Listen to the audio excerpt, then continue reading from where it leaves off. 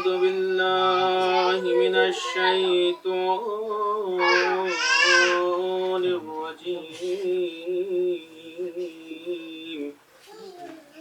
بسم الله الرحمن الرحيم.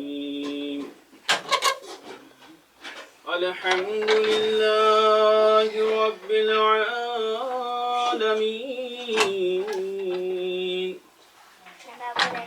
والصلاة والسلام على أشرف الأنبياء والمرسلين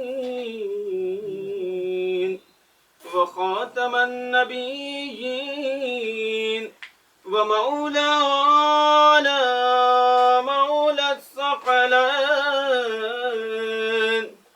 جد الحسن والحسين أبي القاسم محمد. اللهم صل على محمد وآله الطيبين الطاهرين المعصومين المظلومين،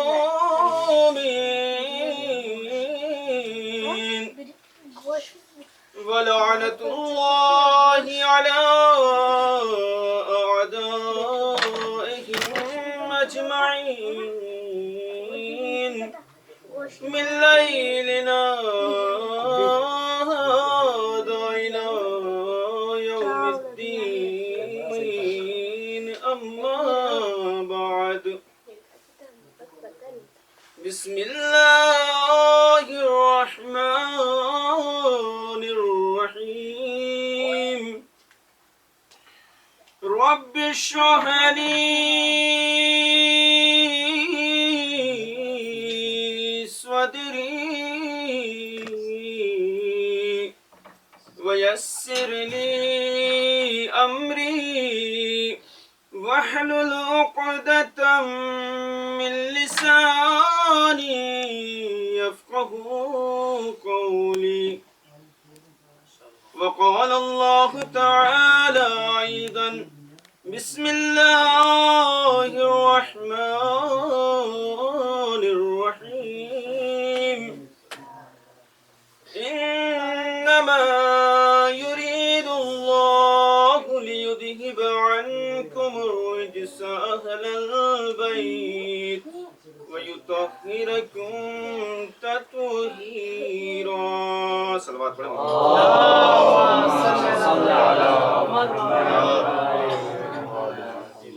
ارباب دانش اور معزز سامعین کرام، میں نے جس آیے مبارکہ کو سرنامہ سخن قرار دیا ہے،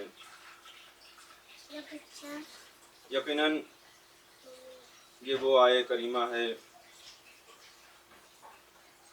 کہ کم از کم اہل بیت کا چاہنے والا اور اس کا ہر بچہ،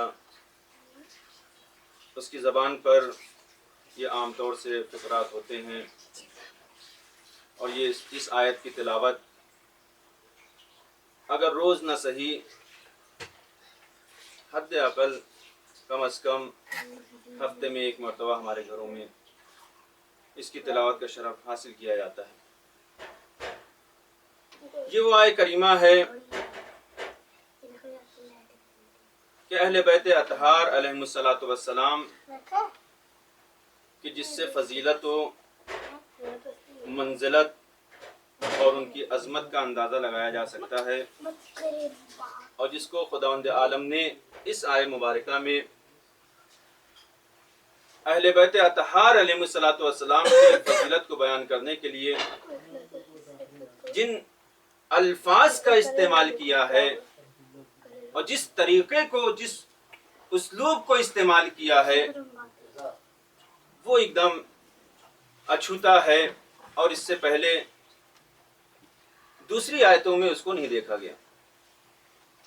اور یقین جانیے اہل بیت اطہار علیہم الصلاۃ والسلام کی فضیلت و منزلت میں اگر پورے قرآن مجید میں صرف اور صرف یہی ایک آیت ہوتی تو کافی تھا.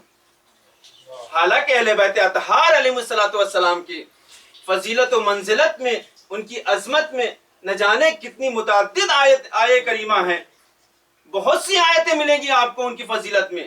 لیکن عالم اسلام اگر ان تمام آیے کریمہ کو نہیں مانتا اور اسے چھوڑ دے اور صرف اس آیت پر متفق ہو جائیں کہ یہ اہل بیت اطہار علیہ السلام کی شان میں نازل ہوئی ہے، ان کی منزلت کو بیان کر رہی ہے، ان کی فضیلت کو بیان کر رہی ہے، ان کی عظمت کو بیان کر رہی ہے، تو کافی تھا. صلوات پڑھیں محمد و آل محمد.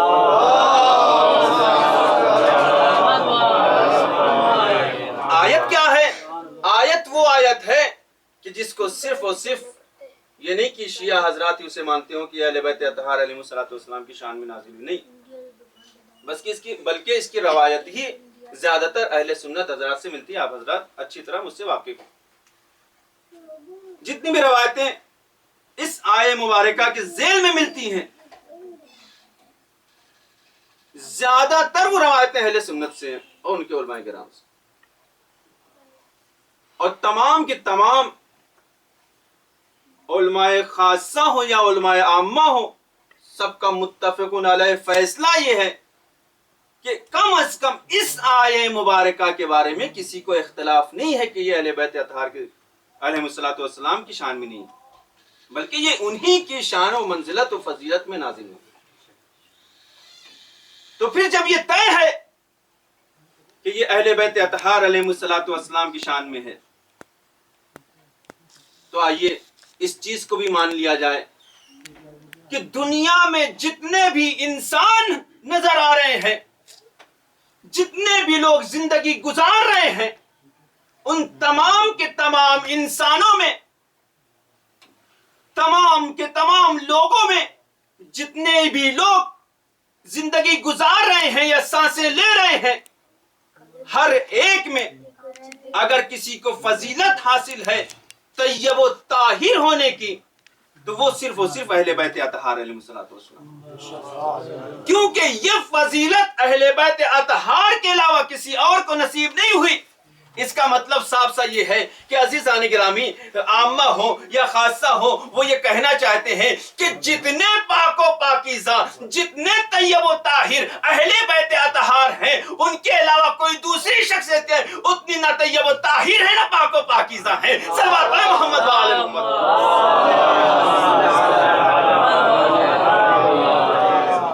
اور یہ بات اور ہے کہ لوگ اقرار کرنے کے بعد اس کا اظہار نہ کریں. اقرار بھی کئی طرح سے ہوتا ہے. ایک مرتبہ یہ ہوتا ہے کہ ہم نے اقرار کر لیا لیکن اس کو دل میں ہی رکھے رہ گئے. لیکن ایک مرتبہ یہ ہوتا ہے کہ جب ہم نے اقرار کر لیا تو اس کا اظہار بھی ہوتا ہے. عزیزان گرامی، لوگوں نے مانا صحیح لیکن اس کا اظہار نہیں کیا، اور آج یہی وجہ ہے عزیزان گرامی. شاید ایک وجہ ہو، میں نہیں کہتا کہ کلی طور پہ یہی وجہ ہو، شاید ایک یہی وجہ ہو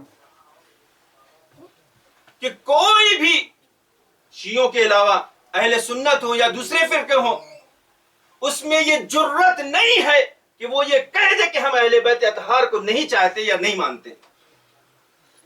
بلکہ لوگ یہ یہاں تک کہتے ہیں کہ اگر اہل بیت کی محبت دل میں نہ ہو تو وہ پھر مسلمان ہونے سے خارج ہو جاتا ہے، اسے حق نہیں ہے کہ مسلمان کہا جائے. تو اے عزیزو، جب کوئی شخص اہل بیت کو بغیر مانے ہوئے مسلمان نہیں ہو سکتا ہے تو پھر یاد رکھے وہ مومن کس طرح سے کہلانے کا مستحق ہوگا. صلوات پڑھیں محمد و آل محمد.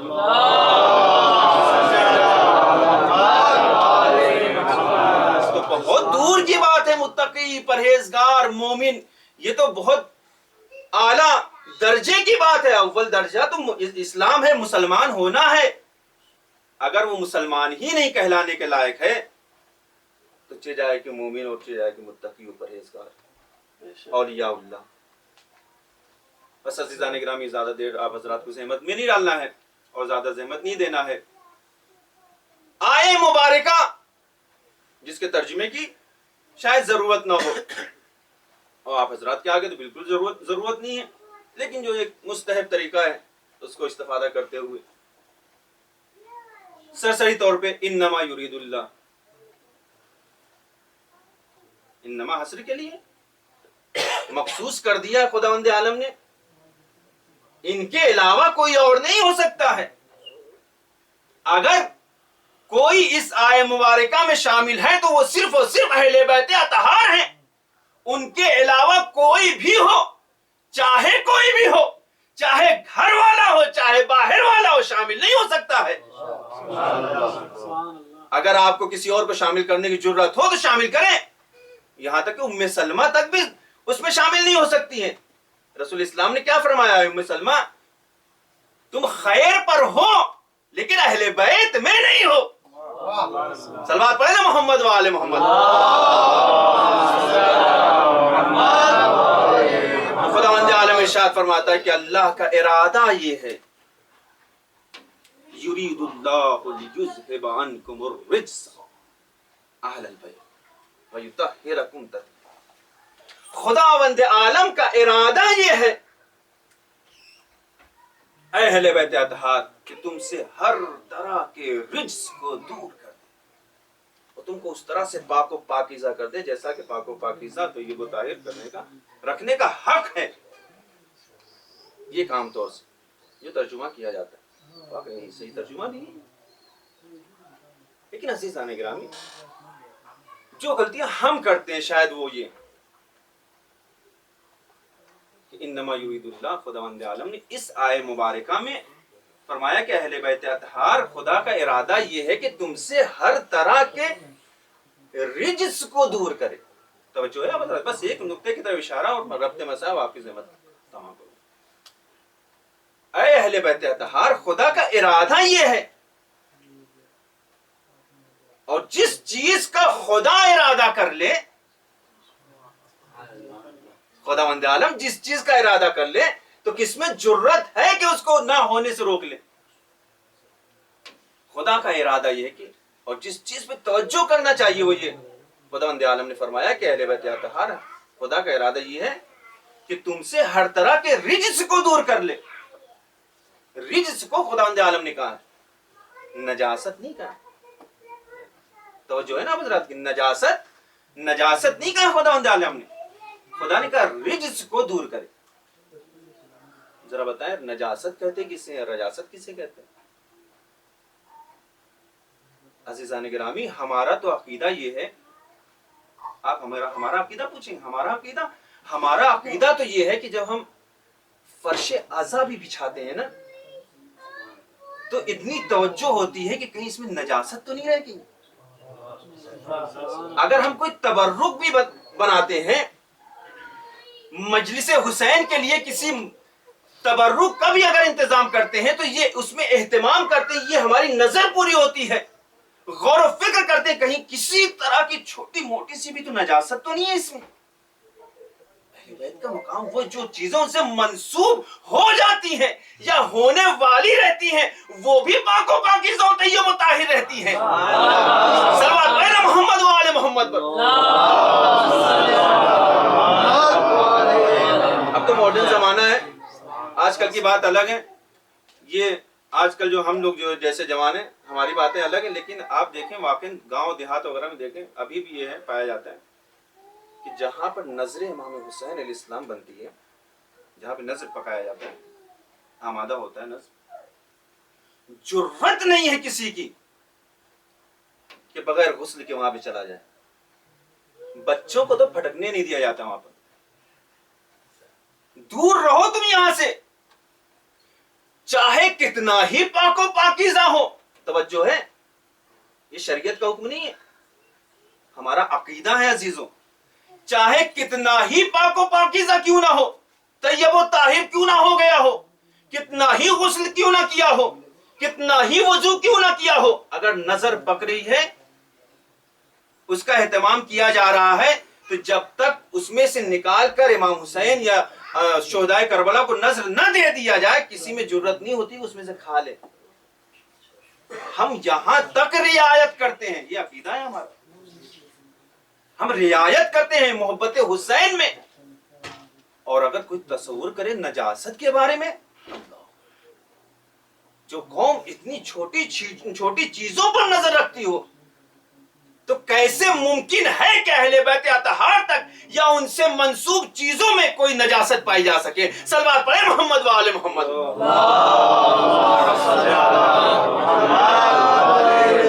جس طرح سے اہل بیت اطہار علیہ السلام سے منسوب چیزوں میں ہم پاکیزگی کے قائل ہیں، اسی طریقے سے عزیزوں یہ ہمارا قلب ہے، یہ ہمارا دل ہے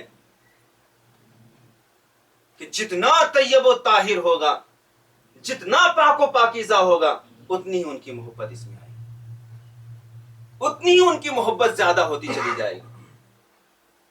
اب یہ ان کی محبت کا قصور نہیں ہے، یہ ہماری نجاست و طہارت کا قصور ہوگا کہ ہم نے اپنے دل کو کتنا پاک و پاکیزہ کیا۔ ہر انسان اپنے آپ کو ٹٹولے، ہمیں خود اپنے آپ کو دیکھ لینا چاہیے کہ ہمیں خود اپنے ائمہ کرام سے کتنی محبت ہے۔ جتنا ہمارا دل پاک ہوگا، طاہر ہوگا، اتنی ان سے ان کی الفت ہوگی۔ عزیزان کرام، خداوند عالم نے کہا کہ میں نے رجس کو دور کیا۔ رجس اور نجاست میں، نجس چیز میں فرق ہے۔ نجس کہتے کس کو؟ نجس اس چیز کو کہتے ہیں جو خود بھی نجس ہے اور دوسری چیز کو نجس کر دے۔ اس سے اگر وہ مس ہو جائے، اس سے لگ جائے کوئی چیز، آپ لوگ مجھ سے بخوبی واقف ہیں، اچھی طرح مسائل سے آگاہ ہیں۔ نجاست کا کام یہ ہے کہ وہ دوسری چیزوں کو نجس کر دیتی ہے، لیکن کیا رجاست بھی اسی نجاست کو کہا جاتا ہے؟ نہیں عزیزو، رجاست رجس ایک الگ چیز ہے جسے نجس نہیں کہا جاتا۔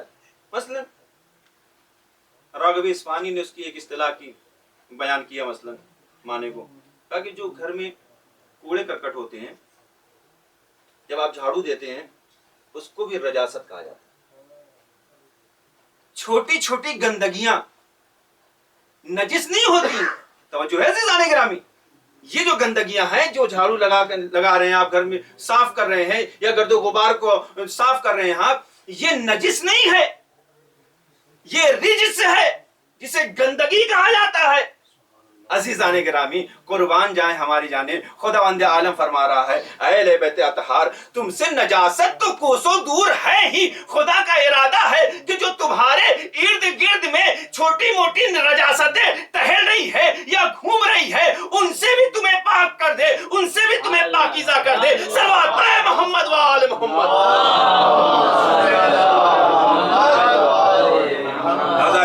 اہل بیت اطہار علیہ السلام ہر طرح کی رجاست و گندگی سے پاک، ان تک کوئی گندگی تک بھی نہیں جا سکتی ہے، رجاست تک بھی نہیں۔ نجاست تو بہت دور کی بات ہے، معصوم ہے، ان سے تو نجاست ان کے نزدیک جا ہی نہیں سکتی ہے۔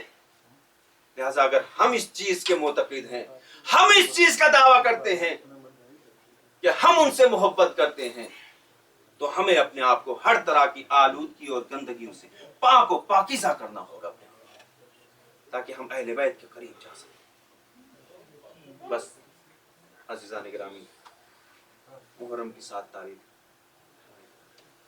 ربط مصائب کے لیے بس اتنا عرض کر دوں کہ علامہ نقل صاحب ارشاد فرماتے ہیں، کہتے ہیں کہ ان آنکھوں میں امام حسین علیہ السلام کے لیے آنسو آتے ہیں کہ جن کا دل طیب و طاہر و پاک و پاکیزہ، کیونکہ آنسوؤں کا ربط دل سے۔ ہاں، جب تک دل پاک نہیں ہوگا، جب تک دل پاکیزہ نہیں ہوگا، جب تک دل ہمارا طاہر نہیں ہوگا، حسین پر ہم گریہ نہیں کر سکتے۔ حسین پر گریہ کرنے کے لیے سب سے پہلی شرط یہ ہے کہ ہمیں اپنے آپ کو، اپنے دل کو ہر طرح کی آلودگی سے دور کرنا۔ کیوں؟ کیونکہ جس طرح سے اہل بیت اطہار علیہ السلام پاک و پاکیزہ ہیں، ان کی الفت، ان کی محبت بھی طیب و طاہر و پاک و پاکیزہ۔ نجس دلوں میں ان کی محبت نہیں سما سکتی۔ ہاں آزادارو، کتنا انتظار ہوتا ہے محرم آ جائے، فرش عزا بچھا دے، زہرا کے لال کا ماتم کر۔ یقین سے بتائیے کتنا انتظار ہوتا ہے۔ عزاداروں جیسے ہی محرم کا چاند نظر آتا ہے، ہمارے گھروں میں اگر خوشیاں ہونے والی بھی ہوتی ہیں تو انہیں 2 مہینہ 8 دن کے لیے روک دیا جاتا ہے۔ یہ ہر شیعہ کے گھر میں ہوتا ہے، یہاں تک کہ ہمارے گھر کی عورتیں اپنے سنگھار کو بڑھا دیتی ہے، اپنے ہاتھوں میں چوڑیاں جو پہنی ہوتی ہیں ان کو توڑ دیتی ہے غم حسین کو منانے۔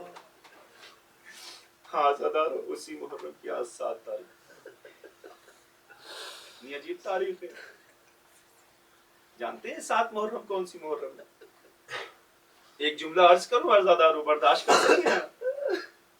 بس اتنا کافی عزادارو رونے کے لیے کہ 7 محرم کو خیام حسینی سے العطش العطش کی صدائیں بلند ہو رہی تھی۔ بچوں کے ہاتھوں میں خالی کوزے العطش العطش العطش، ارے ہے کوئی جو ہمیں پانی پلا دے، ارے ہے کوئی جو ہمیں سیراب کرے۔ عزادارو، میں نے اس روایت کو کہیں پڑھا نہیں ہے، لیکن ہاں علماء کرام سے سنا ضرور ہے، اور معتبر علماء کرام سے سنا ہے۔ اکثر پانی پر بحث ہوتی ہے، میری بھی سمجھ میں نہیں آتا کہ اگر 7 محرم سے پانی بند کیا گیا تو کیا خیام حسینی میں اتنا پانی نہیں تھا کہ اسی دن سے العطش کی صدائیں بلند ہونے لگیں؟ لیکن علماء کرام نقل کرتے ہیں۔ عزادارو، ایک جملہ عرض کرنا ہے، جب خیام حسینی کو 2 محرم کو ہٹایا گیا ہے نا عزادارو، یزید کا پیغام کیا تھا؟ یزید کا پیغام یہ تھا کہ حسین کے خیمے تک، حسین تک ایک قطرہ بھی پانی کا نہ پہنچنے پائے۔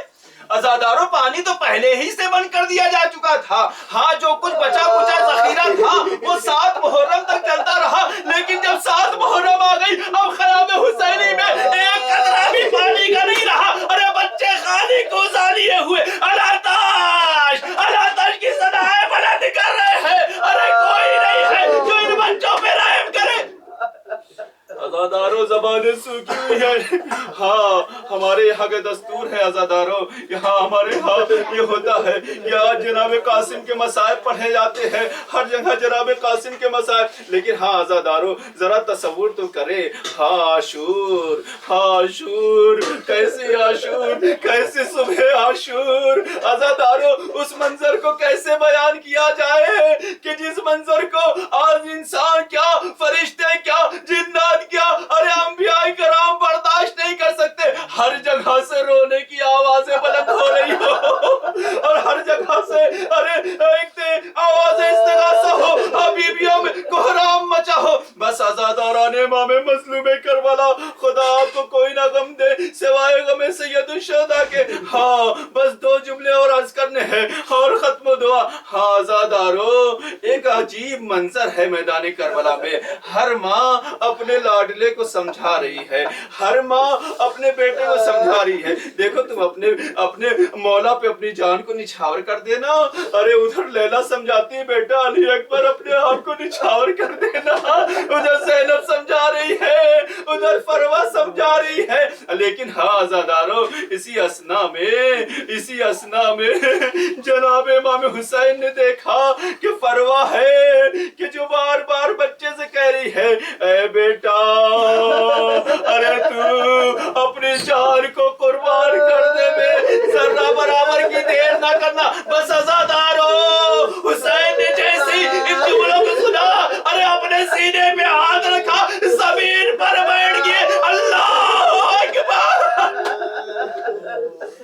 میرے بھائی کی نشانی ہے نا قاسم، حسین سے کیسے برداشت ہو سکے گا؟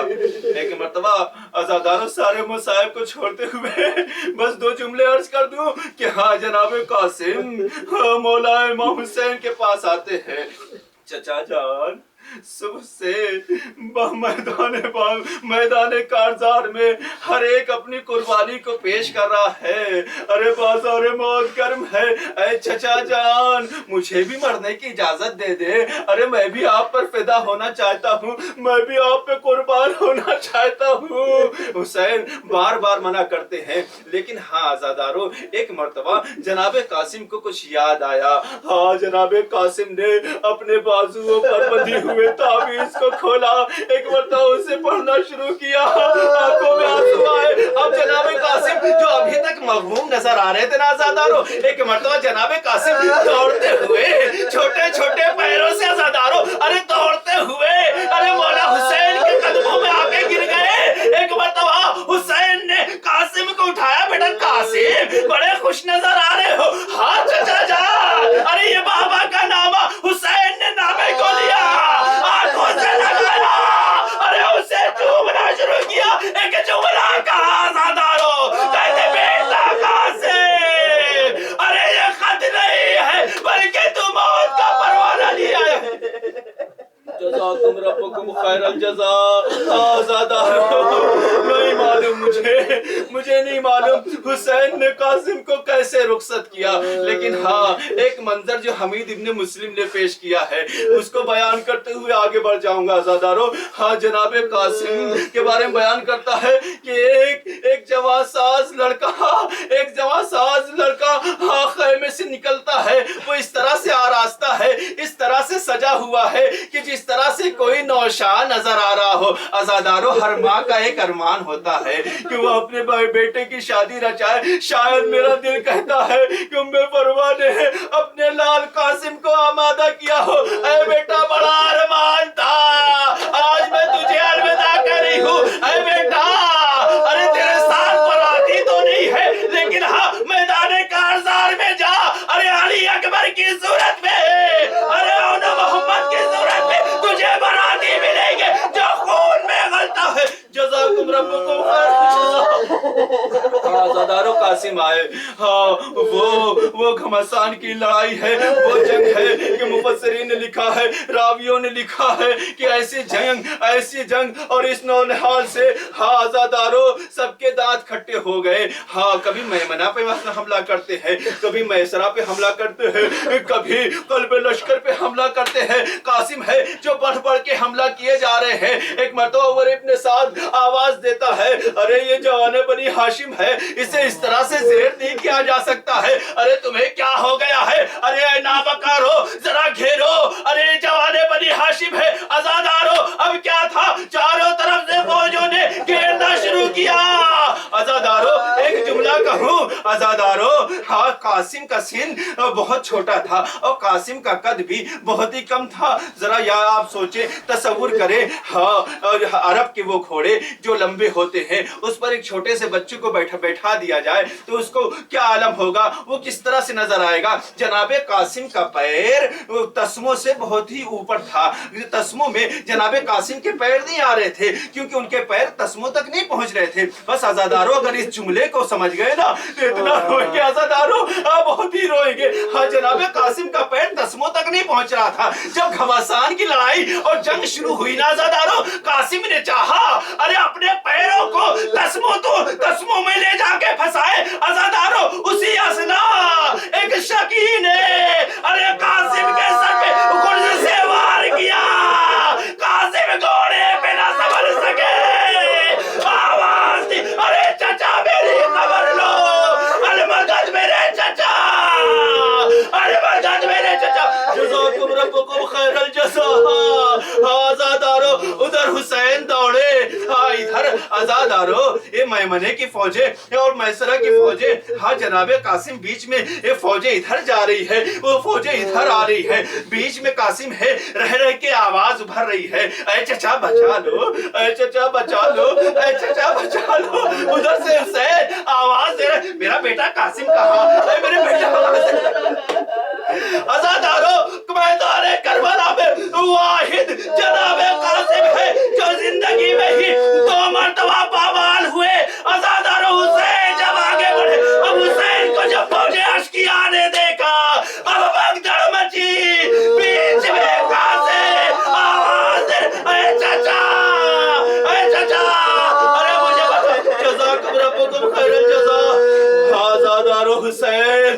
اس عالم میں پہنچے ہیں اور